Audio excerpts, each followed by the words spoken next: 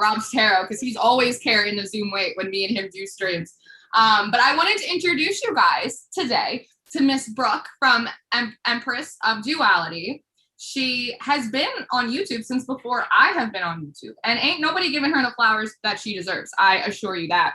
But she is one of the very few twin flames that I know of that are in union. I actually found her through Water Baby Tarot. So, you know, she's tried and true. You know, she's got some credentials behind her. But if you wanted to take a couple minutes, Brooke, and introduce yourself to the Beehive. Yeah, well, first off, Lauren, thank you again. I already told you this behind the scenes, but thank you again for opening this space and welcoming me into the beautiful bee community. One of the beautiful things about kind of having this connectedness with spirit is I was able to feel into the community that Lauren's created, and shout out to you guys. Really beautiful energy. So, as for me, I am a twin flame in union. I did identify as a divine masculine within the connection for a while, but you do get to a certain point in your journey where you really see the interconnectedness and the oneness where you can't be one without the other, even if you're dominantly a masculine energy or a feminine energy. It kind of, that illusion of the separation kind of starts to fade away, you know? So now when I go to say I'm the divine masculine within my connection, it's like, I feel like I'm lying a little bit because my soul knows there's really no separation there, right? But it's been about almost 2 years now that I've been with my twin in union, living in the same house in a completely different country. Shout out to Canada, okay? And it's been quite the journey where, you know, me and him started off doing tarot. We did a coaching business for a bit, a mentorship, which was really, really expansive and taught us a lot. But the work when you're in union, man, it really called us to kind of take a step back from clients and readings and energy work and like putting our energy outside of the union. It really took us nurturing the union and finding a way to merge our energy. But finally, I've gotten to a point where we building the empire, baby. Okay, empire of neutrality is here. So I've started back doing my readings. I got personal readings on sale for $40, and we're just gonna ease our way back into the spiritual community. Northern Comfort Tarot, that's Danny. Yes, Danny's my in beloved the house. twin supporting us in the chat. He's so sweet. And just as an individual too, Brooke, you have been through such an amazing journey. Growing up in North Carolina, you said too? Yes. North Carolina, and all the struggles that you had and all the challenges that you've overcome. Like, I think you are really quite a beautiful example of like a triumphant woman in so many ways. And you are a twin flame and you are a tarot reader, but I think that you're so much more than that. You have such a wide catalog of skills. Is like the only way. They're almost showing me like a menu, like in terms of your singing and what you do with frequencies, what we were talking about yesterday, and the meditations.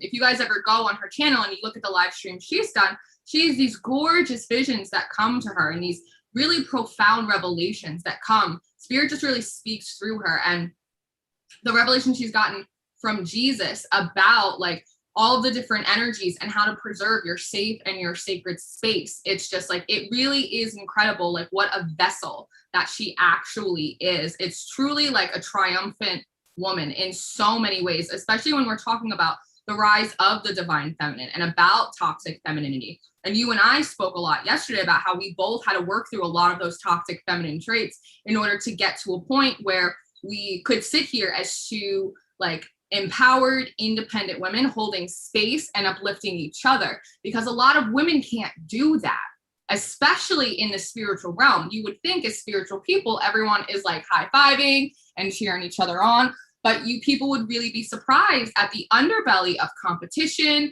and like nefarious intentions that get really thrown at people, especially by the women. I don't feel as though the spiritual men in the community really have that kind of discourse like a lot of the women do.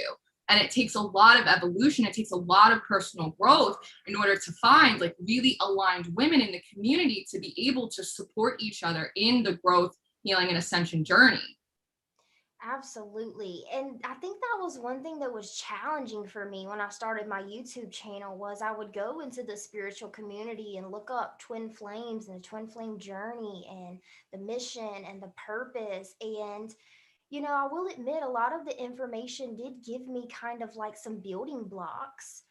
But then when I started to express my own unique interpretation of the twin flame journey, I almost felt misunderstood again, and that was something that I dealt with for so much of my life was just like my family misunderstood me, my partners misunderstood me, I misunderstood myself, I was rejected in ways, judged in ways, and same thing internally, rejecting myself, feeling unworthy, all those little things. So when I did get to sit down with Jesus and really talk to him about like what the twin flame journey was, and then sharing that on my YouTube channel,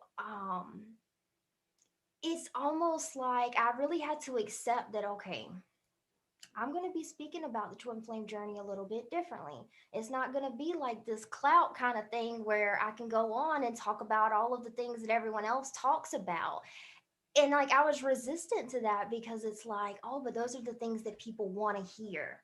They want to hear that it's this fantastic, magical, sacred connection. But the truth that I found is that there is sacred love in all connection. And I think the first bridge to really exploring the twin flame journey and its purpose is to do things just like me and you are doing right now, where you can bridge that separation even within the feminine collective, right? Mm-hmm. You know?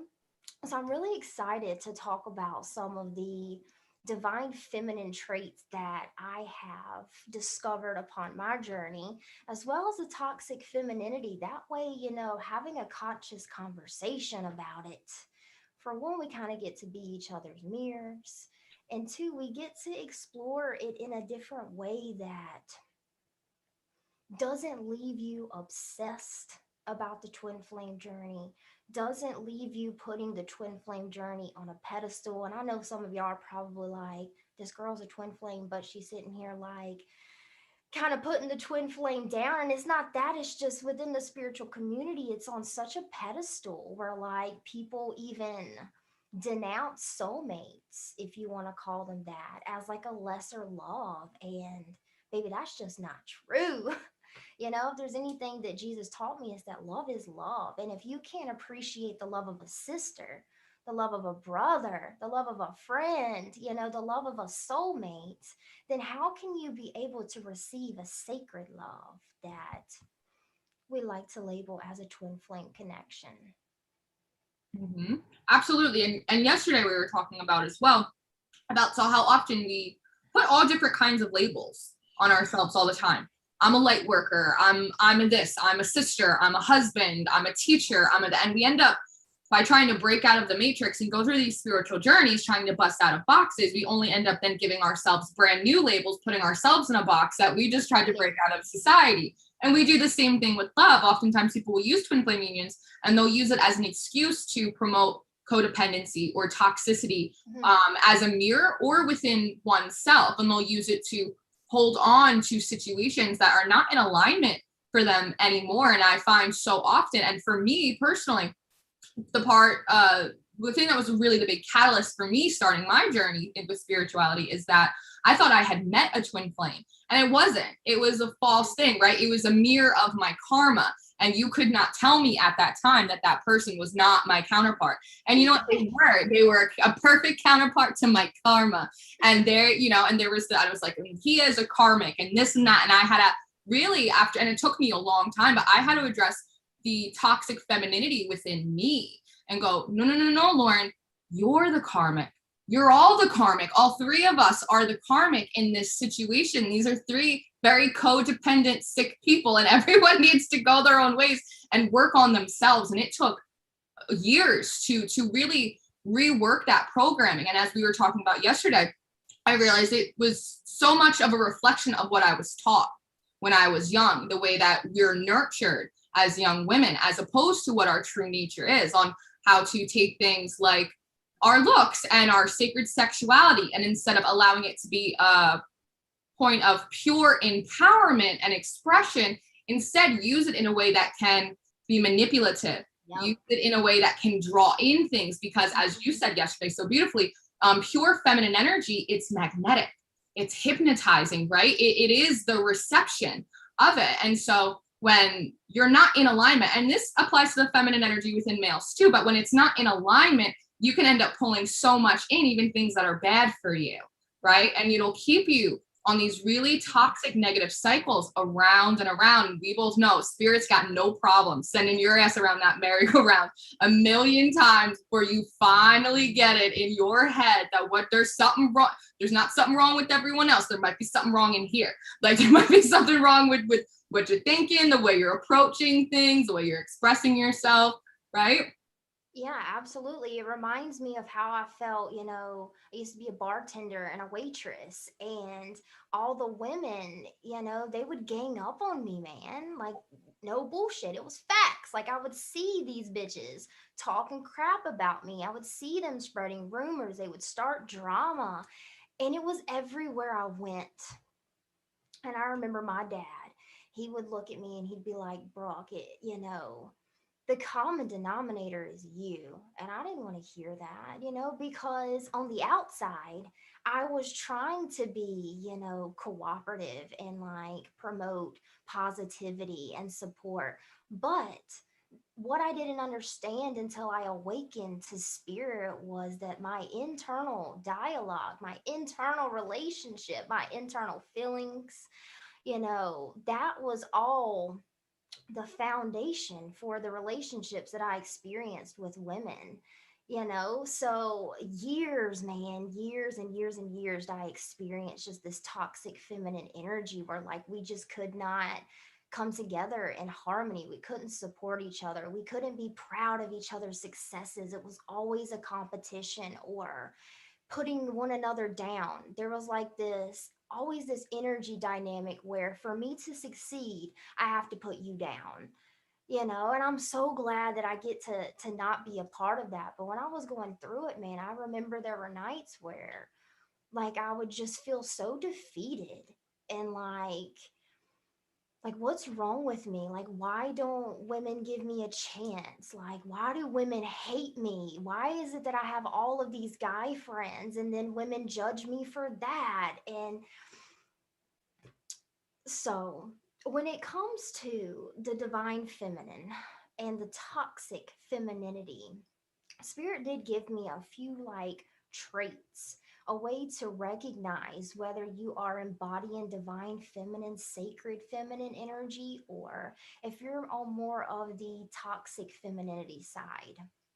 And I love this because in our mind, we need like stepping stones. The psyche does.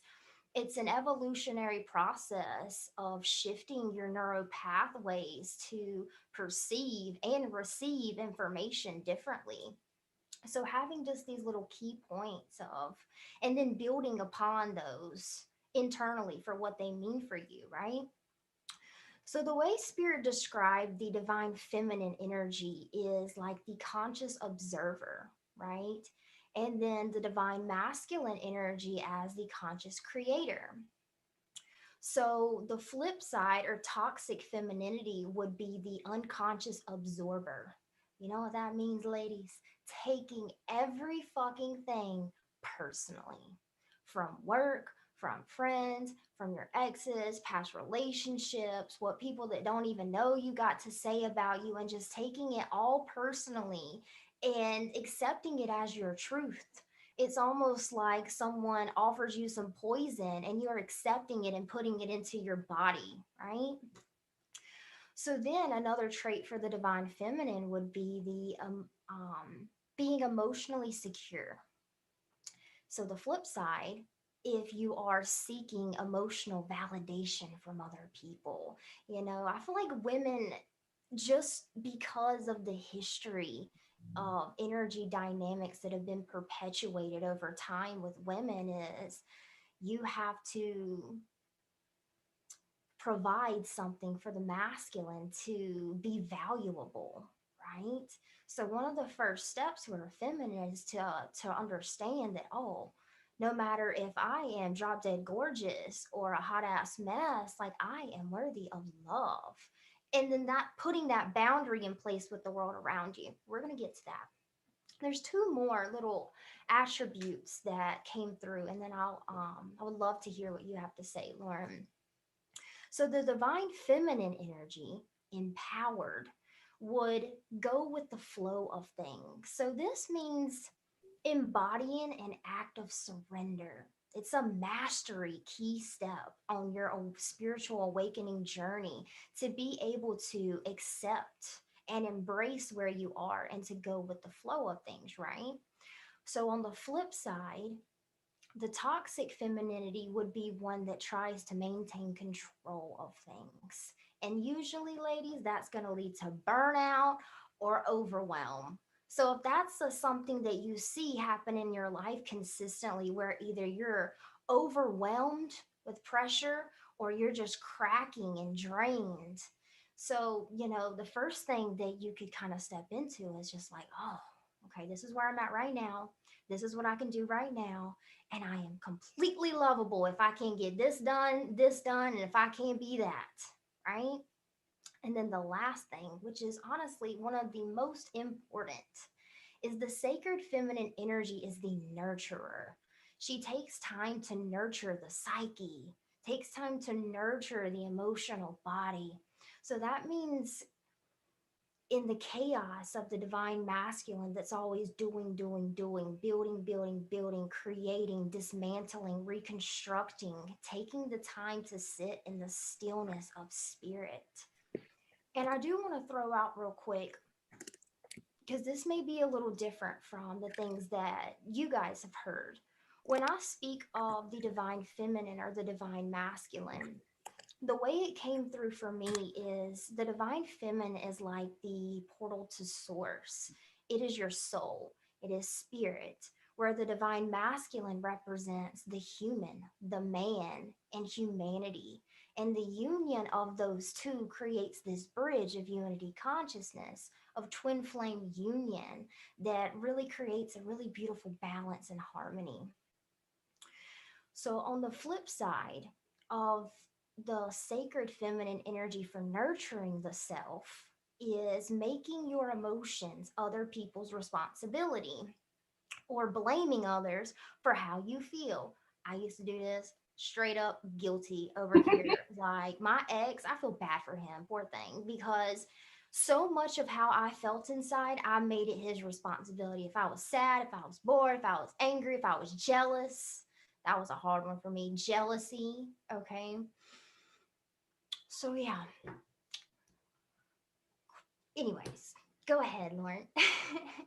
I love everything that you said. I had done a shadow work in real time video a few months ago. Yeah, maybe it was like a month ago. Because so many people ask us what shadow work is, and so much of working through any toxic feminine or toxic masculine, right? And there's almost like it is toxic because it's unhealthy, right? It doesn't serve you, it doesn't grow you, it doesn't make your situation any better. But sometimes when we say the word toxic, people go immediately, they get offensive, right? Not me. It's that, not me. No. It's the girl, but it ain't me, honey. Like, but there's something about how triggers are our biggest teachers. And in that video, I was talking about safety being such a prominent thing for women, and safety being such a big thing for me as a young girl growing up, that as I got older, I purposefully sought out men that seemed like they really had their shit together. They were alpha males. They were all these things, because for me, it was a form of safety. But in order to earn that, like you said, I had to provide something. So a lot of that was domesticity, cooking, clean it. And I love to make a pie and vacuum the house. Like I love that shit. But there was like an exchange for services there, whether it was sexual thing, like there was always like something that I had to give, I had to provide in order to earn that safety, right? Which still always left me feeling unstable, because my safety, my happiness, my stability was always something that was outside of me. And women are conscious observers. Women are a vessel. If you think about how powerful women are, we are the only human beings, we're like the only mammals that can bring through pure spirit energy through us into a human existence. That is powerful.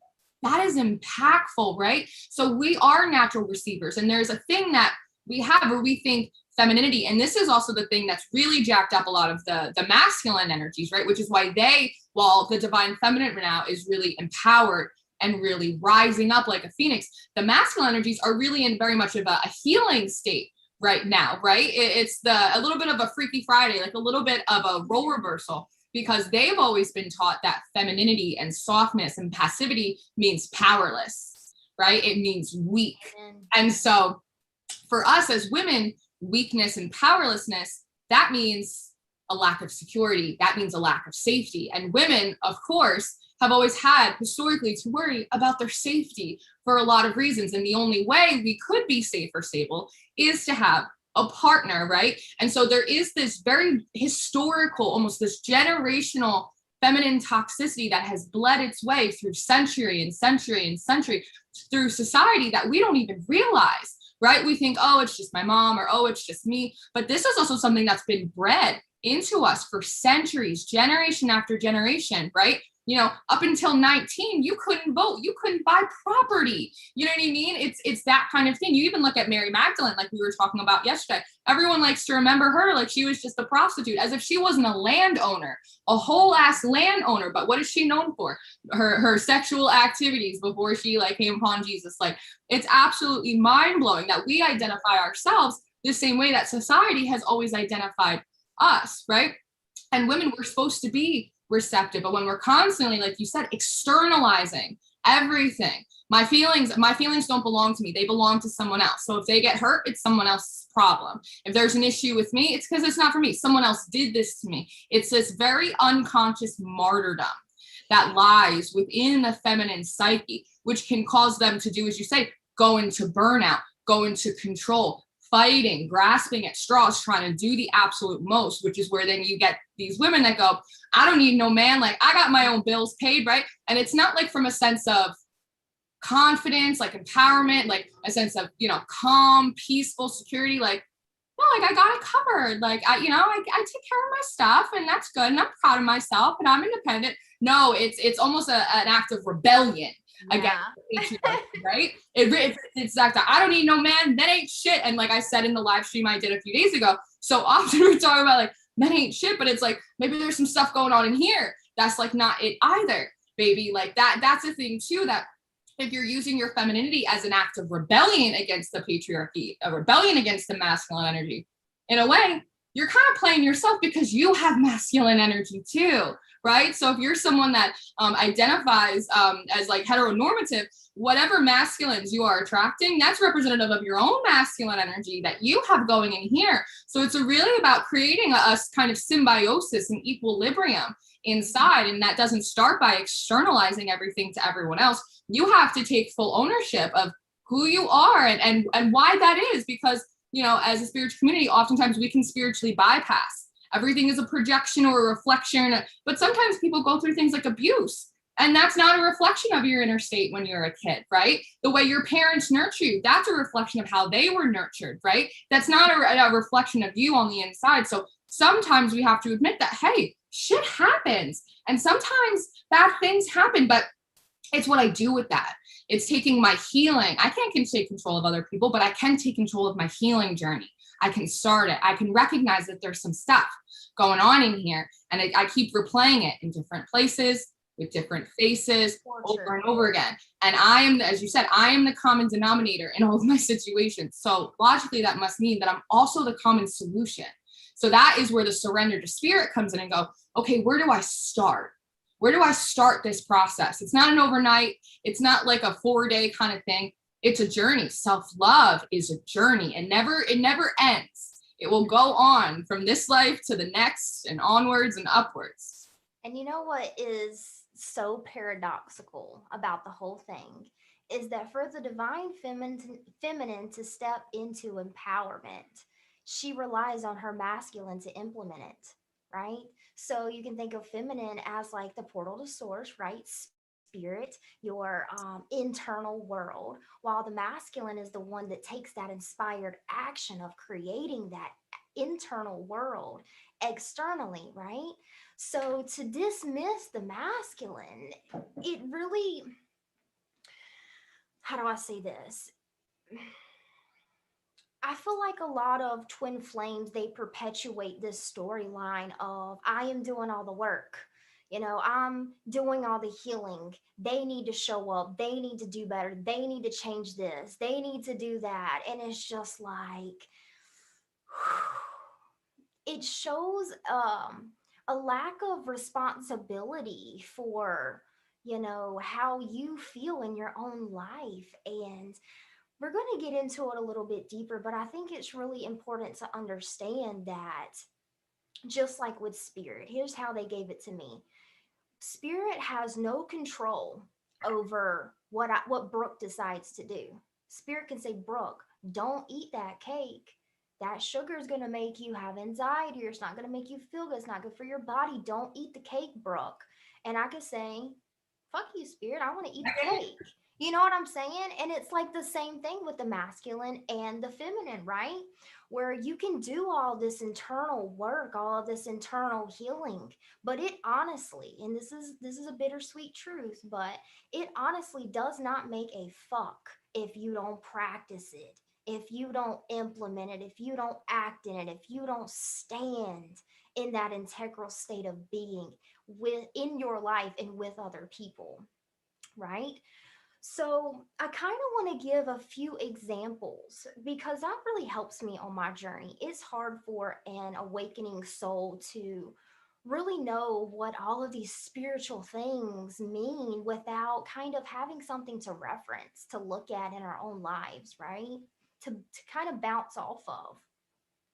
So, when it comes to the toxic femininity, an example of toxic feminine energy would be anything that diminishes or poisons the inner self. So, for example, this could be like obsessive thoughts and constantly running this internal dialogue of lack, of victim mentality, storylines, of self criticism that are not constructive, right? We can take constructive criticism from self. That's a healthy thing. It's actually very balanced to be able to observe yourself neutrally and kind of evolve, right? That's the journey, baby, right? Okay. So, another example could be like limiting self beliefs that are a product of unworthiness dialogues. Or one of my favorites is this, if I just had that, then I would be happy, right? That's Mhm. one of my favorite ones. So, another example of kind of how to recognize this toxic feminine energy, because let me tell you, it has flown underneath the radar for a really long time, right? So the first step in shifting anything is to be able to catch the trigger, to observe neutrally and be able to recognize when you are embodying a state of being that is a disservice to yourself or that is empowering, right? So, another example would be negative emotional response patterns. And this can show up many ways. But to give you a few examples, this could come up as a lack of self expression, which is really hard for the feminine at times. Women are known for expressing their emotions. However, if a woman does not feel safe internally or with someone they are with, they're not going to express their truth or their vulnerability. It's always going to be a little bit of a distorted truth, half truth, if you will, or needing others to validate your value to feel good about yourself. You know, that's like a gift that you give yourself. And when it comes to the negative emotional response patterns, this is one of the most challenging patterns to break. I, for me personally, and through working with other clients, it's this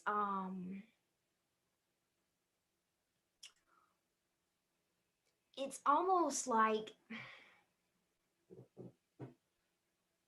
You can be sitting there in a negative emotion, right? Nostalgia, you're missing your twin. Loneliness, unworthiness, unfulfillment, self shame for things that you've done or things that you haven't done yet, right? And you're just sitting in that emotion. And what women tend to do, and this is where it's very different from men. When men feel negative emotion, they're probably just gonna check out, right? But women, we have been taught to, the divine feminine has been taught to take that shame, take that guilt, take that nostalgia, that sadness, that loneliness, and just perpetuate it inside and just sit in that negative emotion and just build it. And then every like 15 seconds, let's say, that you're thinking these negative stories that are producing really negative emotions. It's just at every 15 seconds, you're just building it and building it and building it. That's energy work, you guys. Okay. When you're setting the intention to think about something like that and you're drawing that energy in and you're pulling it in and you're harnessing it and you're holding on to it, perpetuating that state of unfulfillment within is can just be detrimental to the feminine energy because it's abuse, it's self abuse, right?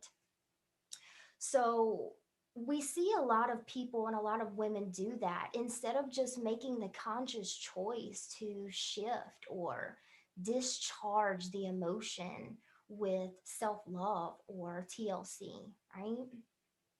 And what happens is this internal distress that we just keep perpetuating, right? Women have been taught to self punish. That's what it is. Punish yourselves, police yourselves so that we don't have to, right? And it's like a social, I don't know, stigma. I don't know if that's the word, where like women will do that. We will punish other women, we will police other women into being the way that we were conditioned to show up as women, weak, soft, whatever, right? And what happens is this internal distress becomes the inspiration for your behavior towards other people. And you can think of the divine feminine as spirit or the GPS system for the masculine. So when you're perpetuating these internal distress patterns, emotional distress patterns, that is where your masculine energy gets the inspiration, the blueprint, if you will, for the action that you take and the way that you behave with other people. And I'd like to give it to you, Lauren, if you would like to add anything to that. I love so much when you talk about catching these triggers, because you said that and immediately they said fly ball in my head. Literally, it's like catching a fly ball like midair and like stopping and looking at it. And something that I've been talking about on the channel for a little bit now is looking at yourself with curiosity as opposed to criticism. Because as you said, like so often we do self-punish ourselves. We abuse ourselves because we feel like we deserve it. And in some way, it's almost like a self-chastisement, as if somehow it's going to make you cleaner or more righteous, or it's going to make you a better person if like you suffer, right? There's something about like a sacred suffering that women feel as though they have to perpetuate amongst themselves and amongst other women, right? It's the same thing as you were saying about how we police and patrol other women. Oh, you shouldn't be wearing that. Oh, you shouldn't be doing that. Oh, you shouldn't. And that's a trigger point. And like even me, like I've come across like a few women energy workers, like when I first started my journey, and I thought that girl fucking triggers me. Like, why? Like, I was like, why she gotta like, put all out there like that? Like, why she gotta do that? And like they said to me, they're like, Lauren, why don't you think about that for a second? What about that triggers you so much? Mm-hmm. Is it the fact that she is confident and secure in her sexuality and her personal expression? Why aren't you? Why aren't you, Lauren? Why are you trying to police her and trying to act like you're so righteous and morally upright because you're not out here talking about things like sex and like sex magic and like all of this stuff? What is about that triggers you, that it's something that you're not expressing, that you feel like you put yourself in a little prison with your own sacred sexuality and your own personal expression, and now you're trying to police her? Why are you doing that? Where did you get the idea that that part of you was bad or it was dirty? Like, why are you kind of keeping yourself in this prison and then trying to kind of run around and energetically police other people? I was like, you're putting judgment on that person. And I was like, I didn't even realize I was doing that. I was like, I'm so sorry, right? And when I met that girl, I was like, I don't know, I don't like her. And then after I work through that energy, I end up loving her. I adore her. She's amazing. She is like such a badass, like that fiery Aries energy. But I had to work through that negative aspect in me in order to appreciate the positive aspect of her. So I had to catch that trigger moment like a fly ball in midair and look at myself with curiosity as opposed to criticism, instead of beating myself up and going, oh, Lauren, you're such a judgmental bitch. Like, what's your problem? Because that's something that we do to ourselves all of the time. And I had to go, no, okay, well, let's back it up there, LB. Like, let's figure out like where is that coming from? And I realized, like very similar to you said, that stemmed from something that I had done in my past that I was still shaming myself for. I was let go of that situation. I asked for forgiveness. I repented. I did the work, but somehow I was still shaming myself. And so when I saw someone acting in such a way that reflected a way that I used to act and then felt bad about, it really like threw me off. So I had to really wind that tape back and find out where that idea even came from, right? And within the feminine and masculine energies with us, is exactly like you said, the feminine is the receptacle. It's the receiving, which is an incredibly vulnerable position to be in. And so often when it comes to expressing your emotions, women feel very vulnerable, right? And so we lean so heavily onto our masculine side, and we work and we strive and we put up these barriers. And something I've been talking about a lot on the channel as well is, you know, checking your standards and your boundaries. Because so often we talk about having healthy boundaries. Like, you got to set the boundary. Like, you got to set a standard for yourself. It's got to be out of self-worth. It's got to be out of self-love. But so often we actually build walls between us and other people, right? And then we say it's, it's because I know my worth. And it's, or are you afraid of the vulnerability of other people seeing you as imperfect, as not having everything all together? So this wall that you built, you're calling it a boundary out of self-love, but really it's a wall of separation and isolation. And it's coming from a place of unworthiness. Because if people were to get too close to you and see you in all of your glory and all of your gore at the same time, they wouldn't love you. And so that means you won't love you anymore. Why are you putting whether or not you are lovable or you are valuable or you are needed or you are impactful in someone else's hands? Because if you do that, then they can take it away. And then you're left just like you were in the 8th grade when that kid didn't ask you to dance. Like, it's the same thing. And when you wind that tape back, you realize, shit, I've been doing this my whole entire life. From the first crush I had in kindergarten up until like I was 28 years old. And then you go, well, no wonder spirit has kept me single for so long, because I had 30 years of shit to unpack, right? And so a lot of people, they get on this spiritual journey and they think this is going to lead me to my soulmate. This is going to lead me to my twin flame. And really what it does, and they get so frustrated, they're like, Lord, why have I been single so long? Like, I don't understand. Like, and they don't realize that the journey has always been back to self. It's always been back to you, baby, right? To look at yourself with curiosity. Wow, because you may find some things that you're not really super happy with in here, but you also might find some things that are extraordinary, that are impactful, that are profound about you. And you would have never found those bright places inside unless you went through the dark corners as well. You got to go from the basement all the way up to the attic, the side rooms. You got to go in the cupboards. You got to look at yourself, because we are complex. We are cornucopias of emotions and experiences and sensations and visions. And when you think about that, in terms of like the female form and what we're able to do with our bodies and bring life in, that we sync up to the moon, like the ocean, like the ebbs and the flows. You think about that in that perspective and go, wow, why wouldn't I love myself? I'm incredible. I'm a little messy. I'm a little chaotic, but you know what? So is the sea. And then all of a sudden you have like this real sacred feeling of pride, like a real divine feeling of like self-awareness that's not coming purely from the ego. And it doesn't feel the need to control other people. And in a lot of ways, it doesn't even feel the need to control yourself, but to look at yourself as almost like a form of clay, perfect as it is, but able to be molded and shaped into anything that you see fit, that feels good for you in that moment. And that goes back into pouring into the vessel. How do I want to express myself? Like, how do I want to be? Like, are there aspects of myself that I'm dimming? Do I have a lot of fire, right? I'm someone that, girl, I have a lot of fire in my chart. I'm a very fiery person. And so for a long time, that always was very intimidating to people, or that got me in trouble. And that made me swallow my emotions, and it made me very quiet, and it made me very soft. but in a very submissive way, because I have a lot of softness and I have a lot of sweetness to me. But I realized that I was purposefully making myself submissive a lot of times in these relationships so I wouldn't cause a problem, so I could earn my love, so I could earn my safety, so I could earn trust and all of that stuff.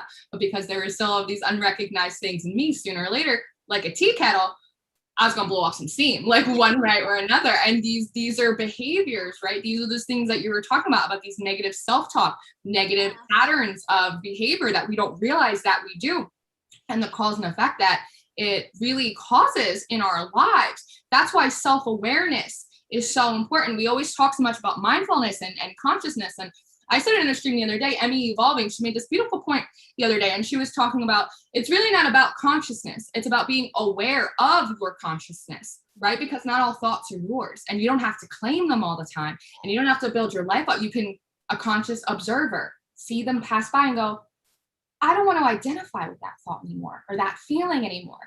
And using your free will, whether to eat cake or whether to take that idea and let it plant a seed in your mind, right? It'll come in, but you don't have to own it and plant it in your soil. And when you become a conscious co-creator, you can decide how you want to tend to your own garden and what you want to grow in it for that season, for that harvest, right? Which really gives you that healthy, very divine sense of control, because you're a conscious creator, right? And you're not an oblivious bulldozer, just kind of blindly running around.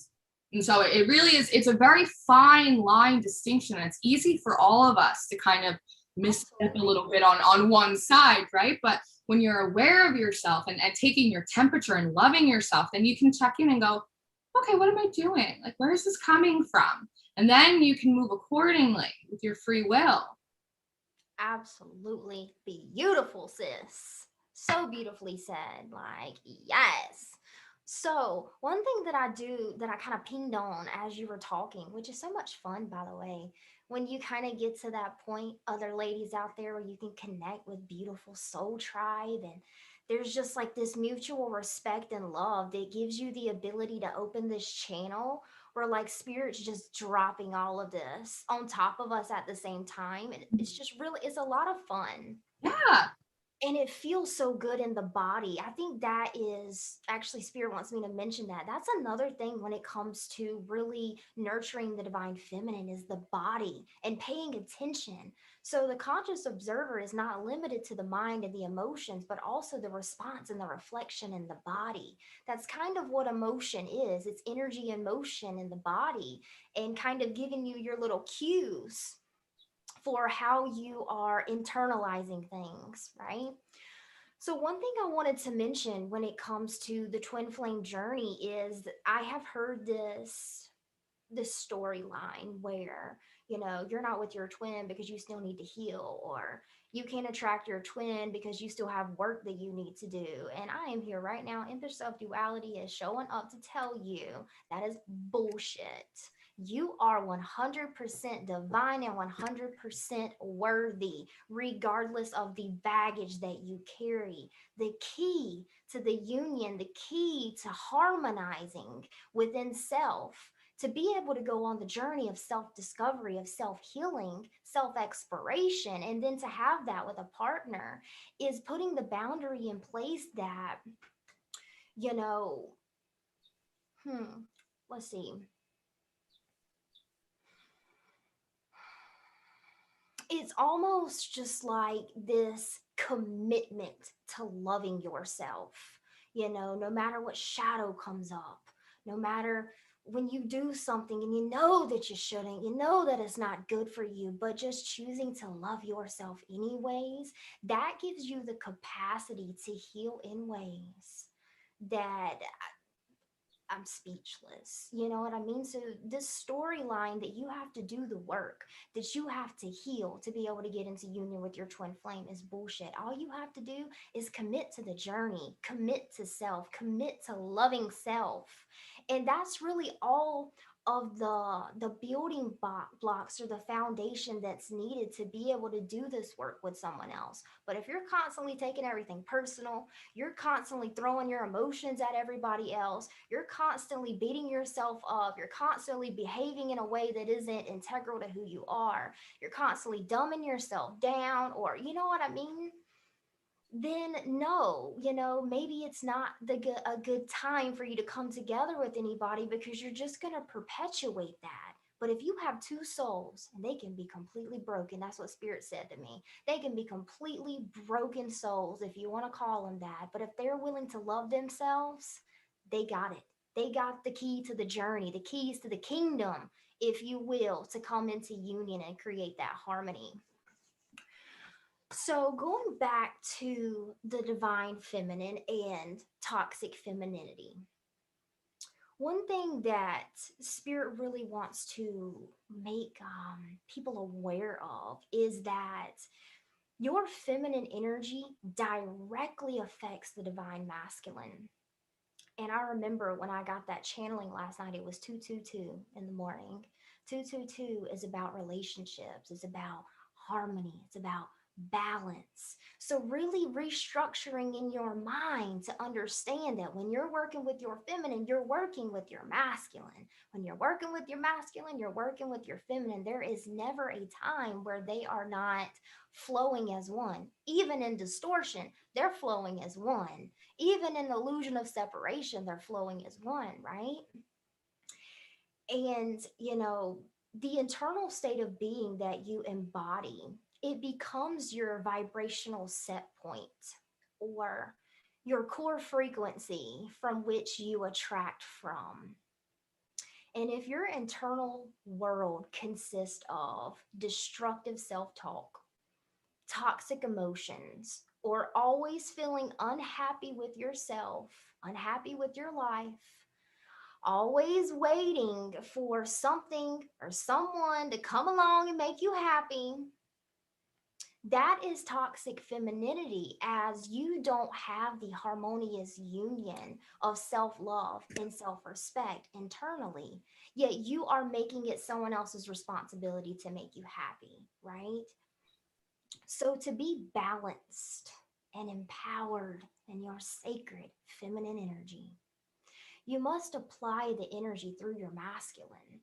So, just sitting there always thinking of it from the linear perspective of I'm just doing work with my feminine isn't going to work, right? That's duality. You're looking for neutrality, right? That's where you want to flow in that oneness, because you can be all talk if you want to, but without action, baby, that's manipulation. You know what I'm saying? And that's toxic as fuck, right? So the illusion that the divine feminine and divine masculine are separate truly begins to crumble as you understand that they work directly together to create self empowerment and fulfillment, right? Which is a lot, man. And I know it is. I know it's a lot. And that's why it's important to have that balance where, like, you pick up the breadcrumbs that Spirit leaves. You observe the triggers and you put it outside of you, because it's not who you are, right? So, one thing Spirit wants me to mention is within the twin flame community, there is the mirroring that happens, right? They're my divine reflection, my divine counterpart. They mirror my shadow, da da da da da.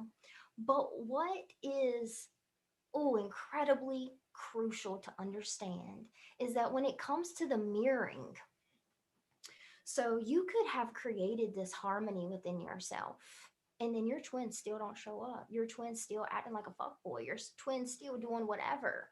You can't take that as a mirror of your own energy, right? That's sacrificing yourself.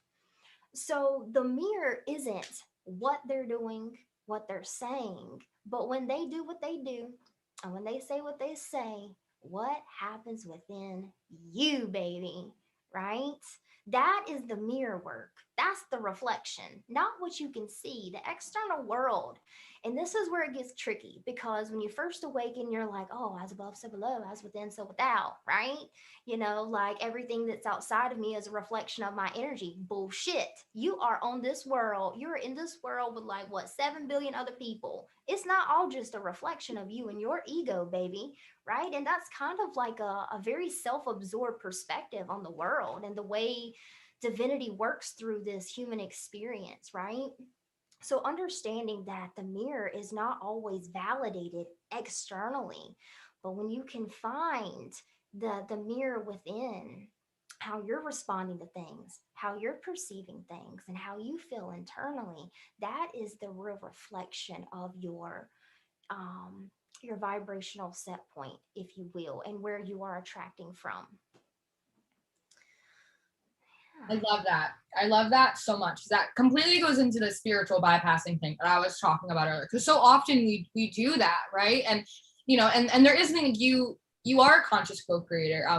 The universe, the divine, your angels, your guides, right? If it doesn't serve you, then it gets taken out, right? Like that's a really impactful position to be in as a human being, that like everything that is set up to serve you, right? To prosper you, to give you a hope, to give you a future, and all of these things.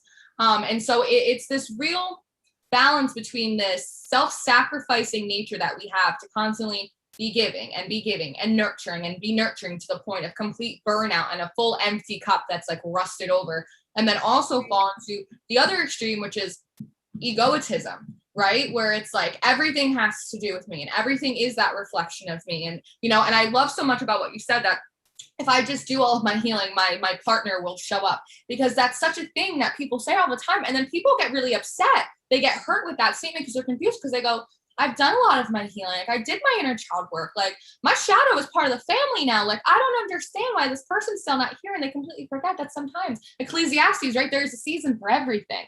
And, sometimes it's not, and I use the example all the time. I call it the cosmic stage. And I think I said it to you yesterday, that you could show up at dress rehearsal. You could do all of your inner work. You could be in your costume on that stage. But if the location of this set's not set up, if the other players on the board, if they didn't do their inner work, they don't know their lines, if the lights aren't on, that show, it can't go on, because it's got to come in perfect divine timing. And when we do that and you go, well, when I do all of my healing, well, honey, your healing's never done.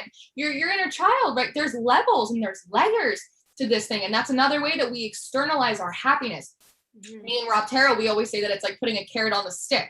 And I think you said it earlier as well. It's like, well, when I get to this point in my life, I'll be happy. When I get this person, then I'll be happy. When I get to this level, I make this much money, I start looking like this. Once this comes in, then I'll be happy.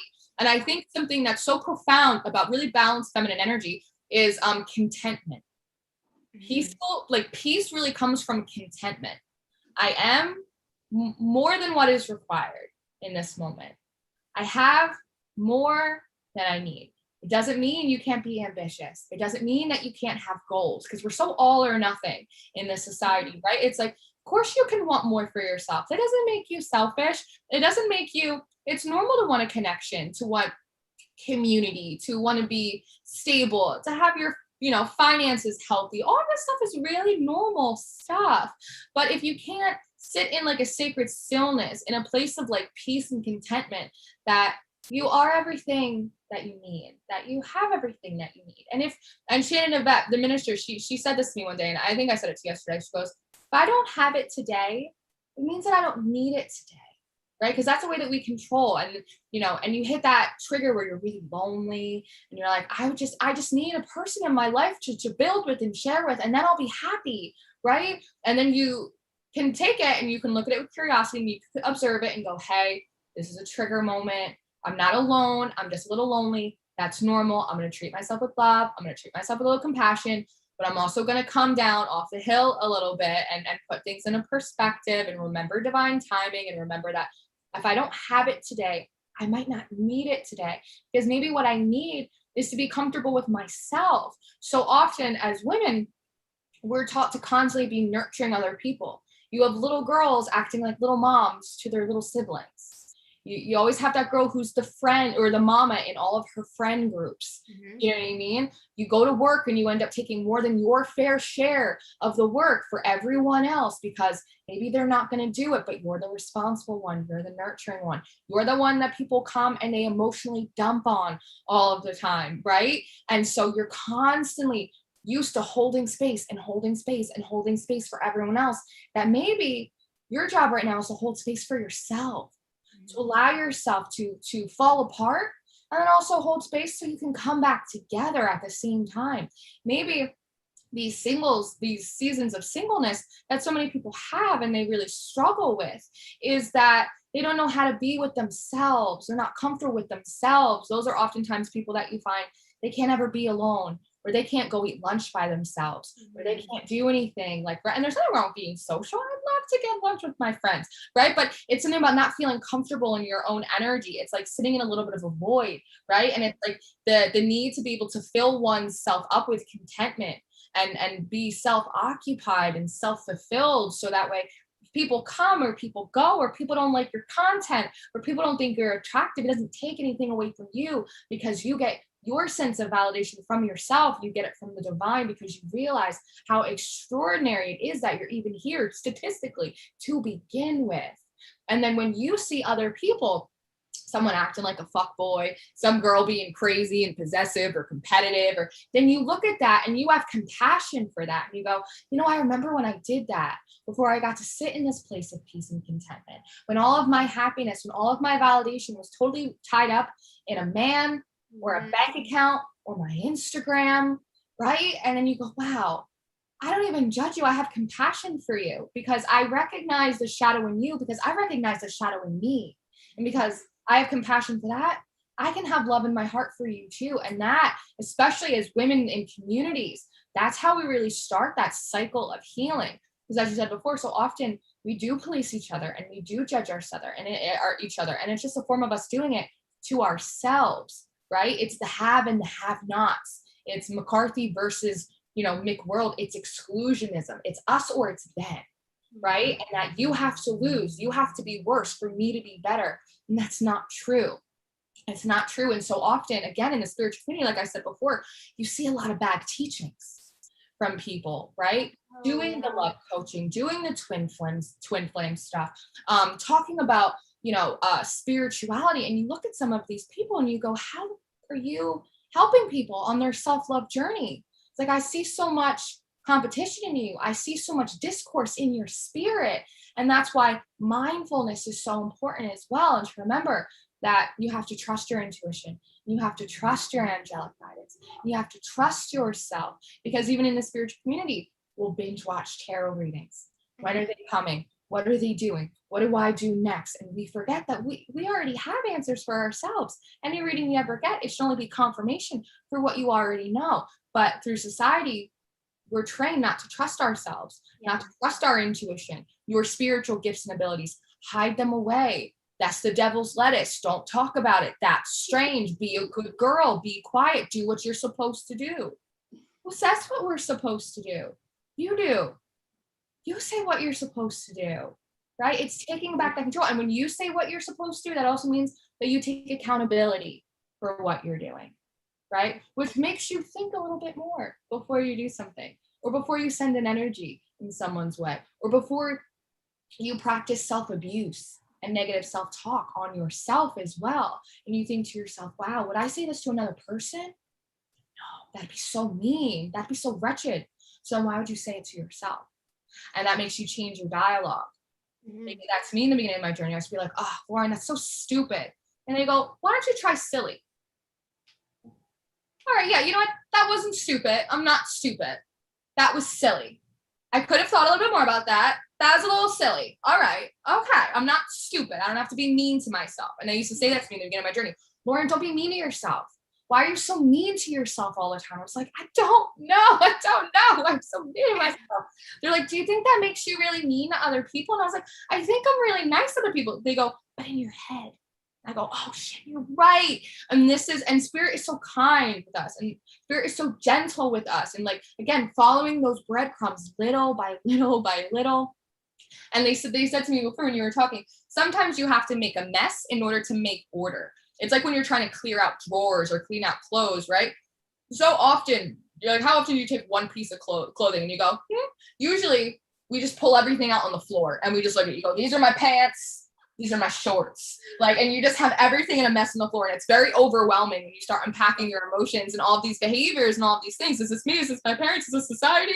Where is this coming from? And you just start looking at everything. You're like, I can't tell the mittens from the scarves, from the bikinis. I don't know what's going on here. But what do? You sit down on the floor, you go, okay, all right. And then you pick up one thing at a time and you do it in piecemeal. You handle it a breadcrumb at a time. And eventually you get there, which is why if you're waiting for you to be completely perfect, completely patched up, completely healed, you'll never get anywhere because you'll be so busy. Like it won't ever happen because it's always outside of you. And home is already in here. Yes, beautiful. And one thing I kind of want to mention that you talked about was, you know, when it comes to the divine masculine and his journey, if you want to look at it, because there's two ways you should always be looking at it: the divine masculine outside of you, right? Your twin flame, and then also the divine masculine that is yourself, right? So the key, man, to divine feminine energy and embodying it in a sacred way is to really start to restructure in the mind what the divine feminine represents. For me, it's been very helpful and transformational to look at spirit as the God self. I mean, to look at the divine feminine as the God self and the divine masculine as the human self, right? It really helps understand the multidimensionality of who we are, you know? So when the divine feminine can be compassionate with the masculine and where they are on their journey. It's like God. God doesn't criticize his children for the journey that they take, how long it takes them to do it, and how many times they fuck up. God never is angry. He's never rushing anybody. You know what I mean? It all like he has so much compassion and love for the human. The divine feminine has so much compassion and love for the masculine that there is this freedom in it. So baby, you want to explore what it's like to be with someone that abuses you? Go and explore it. Let me know what you find out. You know what I mean? We'll figure it out together. We'll put our puzzle pieces together when you come back, and allowing the divine masculine that space to just journey. That's what God does, right? So that's what the feminine represents, this compassion, this surrender to, okay, you're over here, I'm over here. That's wonderful. That's incredible. I see that you are in really like a dark night of the soul. I honor you. It's tough. You are strong, divine masculine. Like, look how much you have been through, how much you are still going through. I can see how dumb some of the shit you are doing is, but like still, wow, the strength that it takes to be in that, right? And if we can kind of embody that God self, that vision of our twin, for one, it'll cause a lot more harmony in the connection. And that is the point of attraction to calling your twin in, right? But if you're, hating on them, if you're calling them a fuck up, if you're shaming them because they're doing this or doing that or doing drugs or fucking this girl or doing whatever, like, it repels love. It's like the repellent to God, to spirit, is judgment and criticism and shaming somebody for where they're at on their journey. Like, how would you feel? Let's think about this, divine feminines. How would you feel if you're in the middle of your dark night of the soul and God comes to you and is like, what the fuck are you doing? Figure it out. Don't you know better than to do that? And like shaming you, beating you up? Or do you want God to come over there and just like hold you, man? Because they see the journey that you're on, they see the pain, the hurt, right? But sometimes internally, the divine feminine is carrying so much hurt that she just wants like that relief, that medicine to my heartache, that medicine to my loneliness. And then they project that out onto the masculine, and that's what really causes like the separation between us. So embodying that compassion for your twin to just do their thing, man, they're gonna figure it out. And if they don't, like, God's gonna honor that too. You know what I mean? They're like a little kid in some ways, humans are. The point of like this whole planet, I feel like this whole experience is to evolve the minds of men, to evolve the consciousness of man. And I do want to mention, just because Spirit brought it up and it's really beautiful, what Spirit told me was originally when humans set foot on Earth, there was just dominant masculine energy, meaning just the mind of man, right? That's all man knew, was what man could see, what man could feel, what man could hear, what man could build. It was all the thoughts of man, right? But as he journeyed himself, as the human journeyed the earth, as the human journeyed themselves, then the evolution of the mind started to become more aware, present moment awareness, consciousness, right? So, in the beginning of the journey for humans, the feminine was something that they weren't even familiar with. This was an awakening to the divine feminine that happened. That's why I feel like in the Bible they say that it was man and then woman was created through man. That was the breakthrough in humanity where man found and awakened to the connection with their soul, to the connection with spirit, right? So you got to give the divine masculine a little slack sometimes. Like, it's a journey, baby. And that's the one thing, if you take anything from what we've said today, is just go on the journey. We think that there's some grand reward at the end of the rainbow, but when you're observing as the God self, when you're observing as spirit, as the divine feminine, you see that the reward is being on the journey and being present. And all the little sensations that this world has to offer, it's a gift, it's a blessing in disguise, right? So just go on the journey. The journey is the destination. So often we're traveling to get to that endpoint, to get to the carrot at the back of the stick. And really the journey is the destination, which is so annoying to hear. Like, it's one of those things that I say and I'm like, I know in my spirit that it's the truth, but I know it's obnoxious to hear, right? It's like, just love yourself. It's like, shut up, Lauren. It's like, damn, like, what do you mean the destination is the journey? Like, because it's frustrating because we're always working towards like a particular end. And when you were speaking, they said something in my head. They said a few bad apples, right? So often we experience like a few negative energies. Like, if, you know, we date a few rough guys or you date a few rough girls, right? You know, we can also include, you know, non-heterosexual relationships in it as well. And you know, something was really beautiful to me in the spirit of unity is I had heard a non-binary person and they had explained divine energy as divine passive and divine active as divine feminine and masculine, right? Because so often we have trouble identifying those energies within ourselves. And when I was in college, I minored in women and gender studies. So people thought that that was all like bra burning and all of that kind of stuff. But so often we talked about things like suffrage, of course. We talked about intersectionalism within women of color and migration patterns. But we also talked a lot about men. We talked a lot about the patriarchy. And it wasn't just burn the patriarchy, but the patriarchy's, the societal institutions, their effect on men. And that goes into having compassion for the male experience, that you know, you come in with a few rough energies and then you blanket statement all men, right?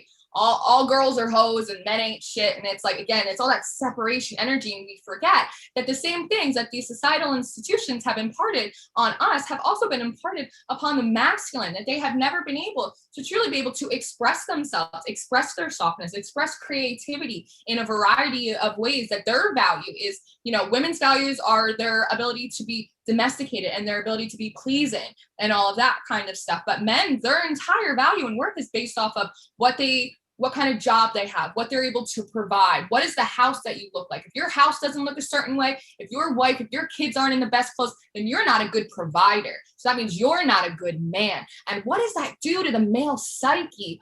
Right? I took dance. You took dance. All the little boys that wanted to go, all the kids in the school be like, he's gay. Maybe he was, but maybe he wasn't. And the fact is that he wanted to express himself in a different way than what was socially acceptable for boys to do, right? And so all of a sudden now he was feminized and he was considered to be weak or lesser than, as though just like women are considered to be weak and lesser than. And so often we forget the male perspective in so many ways that society has also abused them.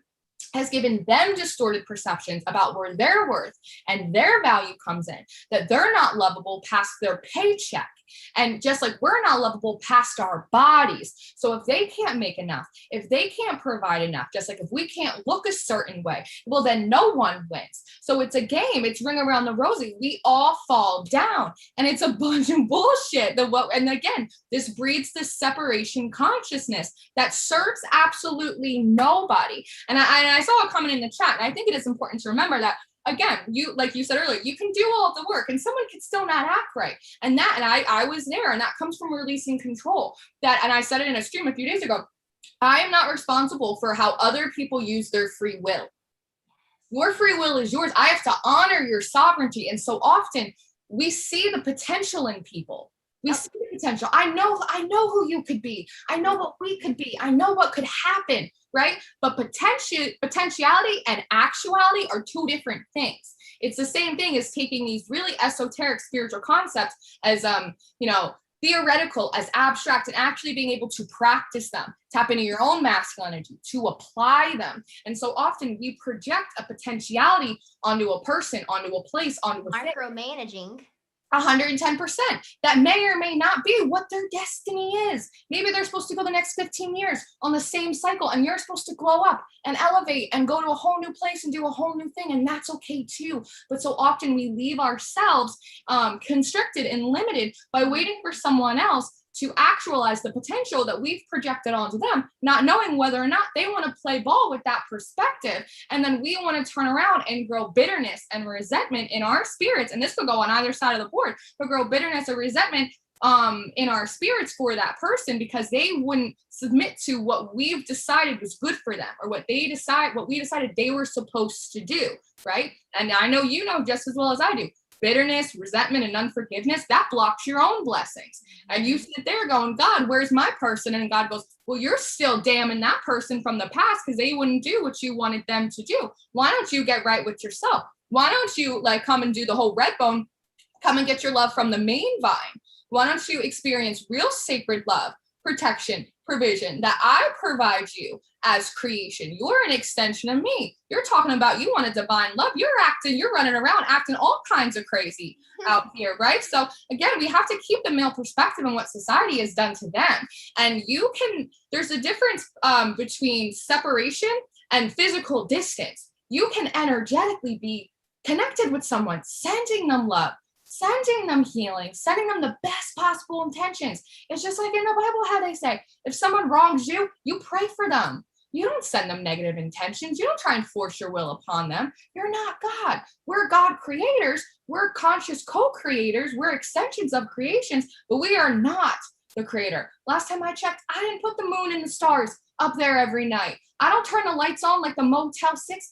God's in charge of that person. God takes care of me. He makes sure that I'm good. He gives me my homework assignment every week. So I'm going to trust that he's going to do it for the person over there. That's not my job, how you spend your free will. But I'm going to hold positive space for you. I can hold space for you while you also being out of my physical space. Because maybe God's going to take you on another journey that I don't even know about. And maybe by releasing to God's will for your life, I can really fully step into God's will for my life. And then realize why some prayers don't get answered. Sometimes you don't get what you want because there's better for you. You don't know that until you surrender to that. You try and align your will with divine's will and trust that they know what you want better than you do sometimes. Yeah. Most of the time. Can't tell you how many nights I spent crying on the floor. Please, this man. I know he's my one. I know he's my lobster. Years later, go, thank you for not answering that prayer. Out of all the prayers, I thank you especially for not answering that one, because I see now why you left me on red. Like that particular petition, I understand, right? But so often we think we know better, right? And that's okay, but it is a process. There's a lot that is involved in it, but you can hold positive space, intention, love for someone, and also keep yourself at a physical distance if it means maintaining your worthiness and maintaining your sense of self-love and nurturing your body. Stress, anxiety, overthinking, just like you were saying, it affects the body, it affects the vessel. Absolutely, it does. And another thing that's important to mention, like when it comes to the twin flame journey, just like you said, I thought somebody was my twin flame too, y'all, and you could not tell me that they weren't. You know what I mean? But I got to a point where it was just like, it was torture, man. It was torture thinking about them. It was torture missing them. It was torture feeling separate from them. It was torture, trying to figure out if they were going to figure shit out and when it was going to come together. And just like, oh, it was torture, man.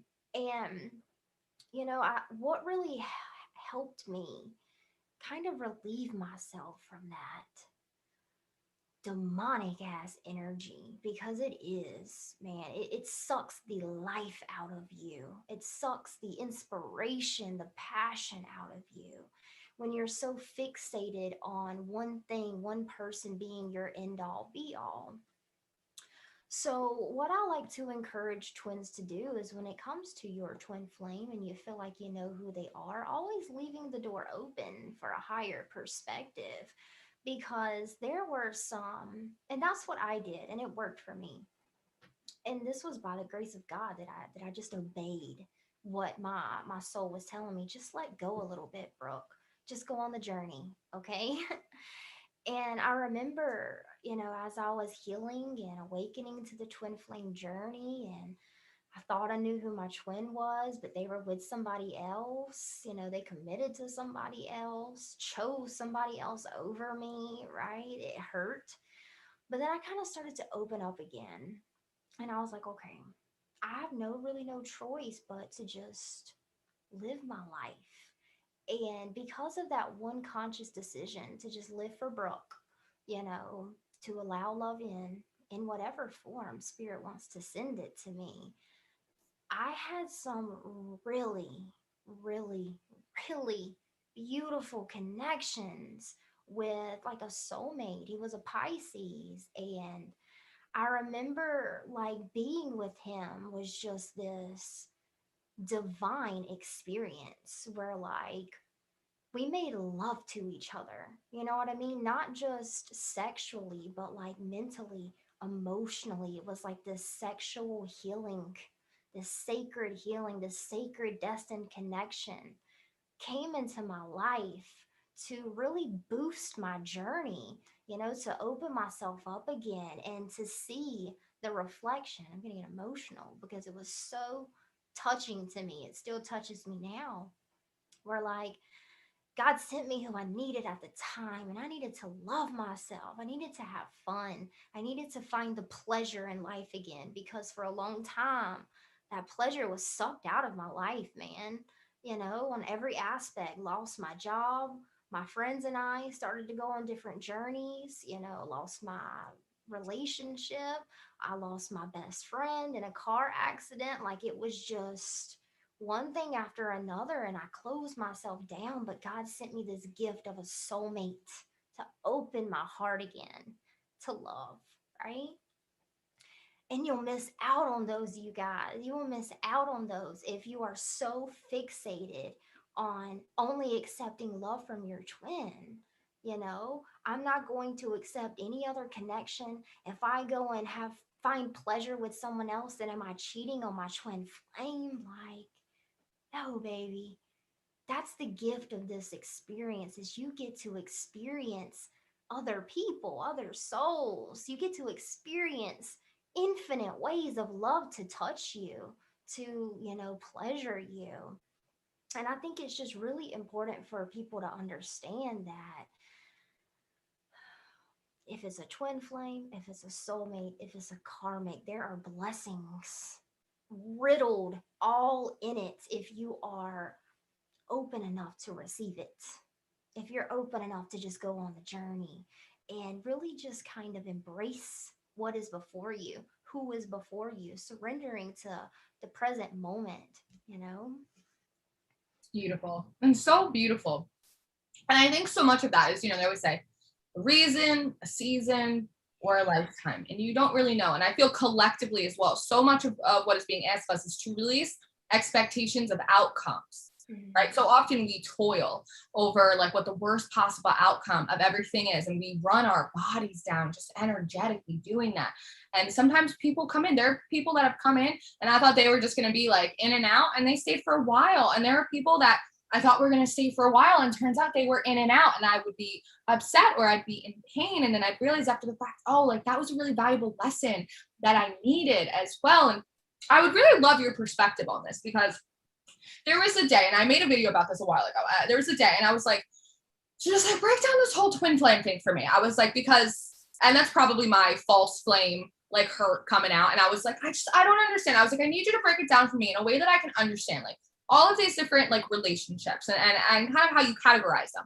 And for me, they gave me the concept of ships and anchors, that most relationships comprise of one ship, someone that's a little bit more ascended, right? They're a little bit more buoyant. They're a vessel for like a lot of divine information, revelation. And then someone else is an anchor, not in a bad way. You need an anchor on a ship. Otherwise, it'll just float away and you don't get to where you're going. And it's this beautiful balancing act between the two, someone that's like a little bit more ascended and someone that's like a little bit more grounded. And between them, the ship kind of makes the anchor a little bit more buoyant. It allows them to flow a little bit. Whereas the anchor allows the ship to kind of have a little bit more stability. So I find that most people end up in like soulmate relationships, right? And that's kind of the balance. Whereas the more karmic relationships, they related it to me as like two anchors, right? No one's bringing anyone up, and everyone's kind of just like at the lower frequency, which serves its purpose. But and they can called it like a lot of like parasitic, right? Like there's a lot of negativity you can take on, a lot of trauma bond. You take on a lot of pain and trauma doing that. And then they explained to me kind of twin flame situations as being like two ships, right? Two separate individual vessels, right? That are traveling on the same trajectory, equally buoyant. They're their own vessel, and and they called it a royal fleet, right? Royal fleets used to go on missions, very much like how twin flames go on spiritual missions. And what they explained to me is oftentimes people get a little surprised because they're looking for their twin flame, and sometimes they come across it and then realize that it's not romantic, that their twin flame may already be married, they already may have kids, they already may have a whole life set up, and that oftentimes some of these like divine counterparts actually come together for spiritual work, for revelation. Sometimes it's professional, but sometimes it's not always romantic as well. So I thought it was interesting to get your perspective on that. I also know that a lot of people say that twin flames are two halves to one soul. And what I had channeled, what they had brought through to me is everyone is their own individual soul. They are almost nearly identical souls, like regular physical twins, right? They have their own souls, but they're physically pretty much identical. So I'm just wondering like what your perspective is on that. Interesting. Okay. So first I want to mention that like when you kind of get into the twin flame dynamic, where you get kind of your insights from is what other people have already put out there. So you're tapping into this stream of consciousness, right? And it's bringing in thought forms, it's bringing in belief systems, it's bringing in structures that have already been created, right? But as you kind of journey, you break down the different ideas and you get to the core purpose of the twin flame journey. So for whatever reason, this is probably weird as fuck because I'm a twin flame, but it just rubs me the wrong way when I have to identify love as like a soulmate or a karmic or a twin flame, because Limitation. all of those, you know what I mean? I am a soulmate to my twin. I am a partner. I am a professional partner to my twin. I'm a friend. I'm a karmic. I'm a twin flame. You know what I mean? And what's interesting with the whole twin flame thing, so let me bring it back. There's so many ideas, like there's so many perceptions of it, and it's like the limitation of the labels. It makes it so difficult for people to understand from like, again, curiosity, kind of like, so what is this really? So the purpose, once you break down all of the ideology of the twin flame journey, you see that it's not a relationship at all. It's not a destined connection at all. It is a structure that was built to give to humans. So they have something, some kind of tool, something, some kind of system that is functioning that allows them to learn how to stand in unity consciousness. It's not that it represents a relationship or a divine counterpart. It represents the vision for this planet, right? To be able to bridge gaps between soulmates, twin flames, karmics, and to see them all as one, as equal, as equally serving, right? So to me, that is the point of the twin flame journey. It's not to even, I used to believe in the whole one soul, two different bodies. I don't know. To me, like at first, like that sounds really cool. But like if you get to a point where it's like, does that really matter on my journey? What service does it offer to me to know that we're one soul in two different bodies? How do I implement that productively? You know what I mean? What value does that knowledge, does that idea give me on my journey? Nothing. Throw it out. You know what I'm saying? It's fun and it's beautiful to consider, but the reason at one point, sure, yeah, but now it's just like it doesn't even matter. I don't want to spend my time journeying an idea that isn't going to serve me in the long run, right? So I think the most important thing to understand when it comes to the twin flame journey is the purpose is to be, right? That's the divine feminine. She is the beingness, right? And then the human is the doing, right? You got the being with the doing, right? So, fuck, where was I going with that? I had something.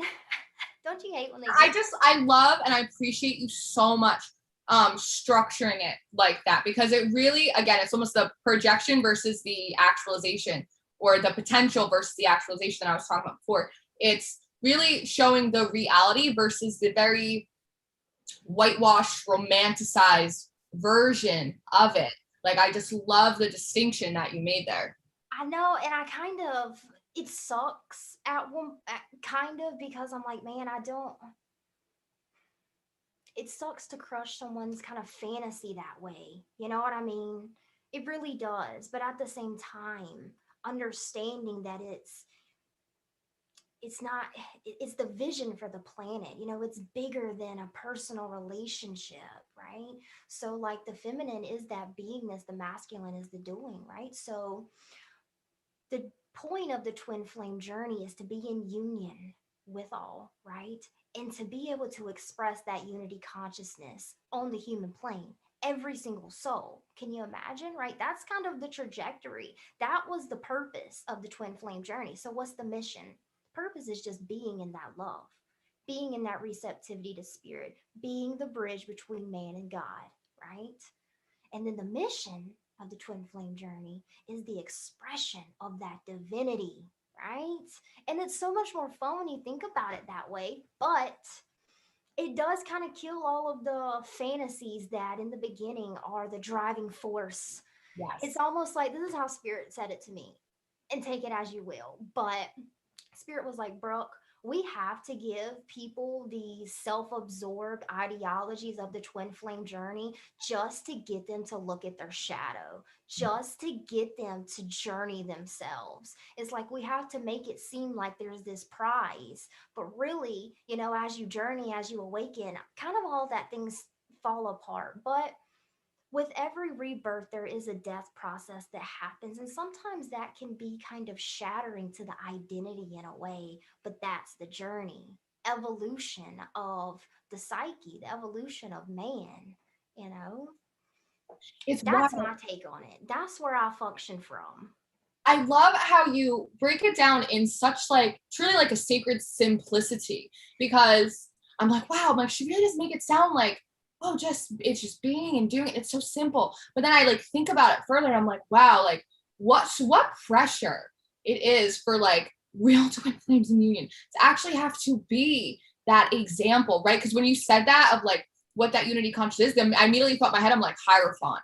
I'm like, you have to be two walking hierophants in alignment as an example for other people. Like the pressure, like I would never wish that on myself. Like I would never, that's too much pressure just for me to show up as just one, just as an individual being in alignment, trying to be like a good leader and a good follower and a page and a sage. I'm like, to add another person onto this, that is so much pressure. And again, with the labels, because so often, and I've noticed it when you and Danny have been doing streams, even you guys like walking back from that label a little much too, because then people, that's all they identify you as well. You're the twin flames. You're the twin flames in unit. It's very similar, and correct me if I'm wrong about their name, but I think it's Twin Flame Revolution on Instagram, and it's like that's all they are, right? It's like that's the label, and it's like it steals so much from the personal identity in the experience. I know it does. It's like I was saying at the very beginning of the stream about, like, you are such a catalog of gifts, of skills, abilities. So is Danny. It's like your music and your frequencies and your meditations and the revelation. It's like you're so much more than just that. And so it's like when that is like the example that you have just like plastered over you, it allows other people to put you in a box as well. And then it's like all of this pressure to like be this example of unity consciousness. And sometimes you don't feel unified like with another or with yourself. And it's just like so many people, again, it's breaking the romanticism of it. It's like, I want my twin flame. I want to be left alone mostly. I just want like maybe just maybe one day just send like a good one, and like he'll just sit in the background and he'll just like be cool, and I'll just go out here and I'll just do this damn thing, because it's like I gotta worry about myself, now I gotta worry about you. We gotta be a good example to the public. Fuck that, like too much. It's just too much, Lord. Don't do it. And it's absolutely crazy. And so I feel like even with all of the blessings and the simplicity of it, there's also so much of you having to break outside of that label, break outside of that and be like, hey, I'm more than just a one-trick pony. You have so many more gifts, skills, and abilities, so much wisdom, advice, and guidance to give outside of that. And I know Divine Feminine and Twin Flame, and this is a lot of what the topic is today, and I'd love to have you back another day and talk about some other topics as well, because it's like there's so much revelation that you have even outside of this topic, but because you have that label, people, and some people feel adverse to that label, or some people are hyper fixated on that label. Right. It really like has people just like walking past blessings of revelation, like completely not exploring all these other amazing aspects of you and Danny as individuals as well. So it's like it's so much pressure for you guys, and the way you're able to still break it down in such a sacred simplicity is incredible. Like hats off to you. Like I could never. That's why I put my ass on a different journey. They're like, Lauren, you just do your thing over there, just by yourself. You're just gonna be a menace to society. Like hats off to you. Thank you, sis. I appreciate it. And that was kind of hard, man, because like that was one of the revelations that I had as a twin flame. I was like, okay, Spirit, you done gave me the twin flame shit. You know, you done told me I'm on a twin flame journey. Like, what the fuck is a twin flame journey? What does that mean? What does that mean to me? How do I harness it? Like, what? Right? And then Spirit gave me the revelation that, sure, bro, you're a twin flame. Empress of duality, though, right? You are so much more than that. You are so much more than a twin flame, and you are so much more than a twin flame journey. And then that's what you embody on your journey, right? And that like really helped me kind of navigate. But yeah, this has been so much fun. I love how it's really nice and a really beautiful gift to be able to sit here in front of a soul that can actually receive and understand what I'm talking about, because so many beliefs on the twin flame journey, they're stuck in those. So when I speak from unity consciousness, it kind of just, you know what I mean? It goes over a little bit, or it triggers, so they resist. So they don't really get to kind of receive the energy from which Spirit gets me to speak from. So I want to thank you for that. It's been a long time that I wanted someone to be able to witness me in all of, you know, what I came to understand, and like not be misunderstood. And it's really beautiful. So thank you so much. And thank you. You're so welcome. I'm so grateful and blessed to be able to have a platform and be able to share this space and have really like much needed conversations about the dualities of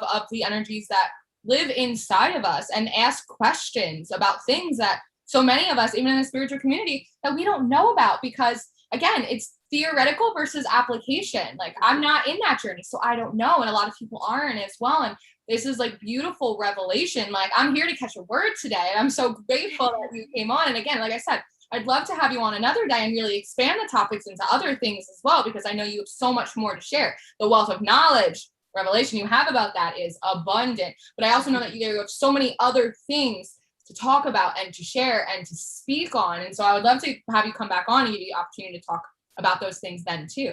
I love the bee community. My bees are good. I love my bees. I'm sure a lot of them will catch it later on the replay, but the bees are good. And I know I was looking at the chat before, they're all very much loving you and they're very much appreciating all the hot knowledge you be dropping on us today. Thank you. And thank you all for so welcome.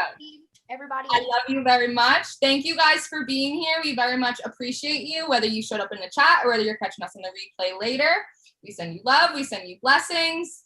And we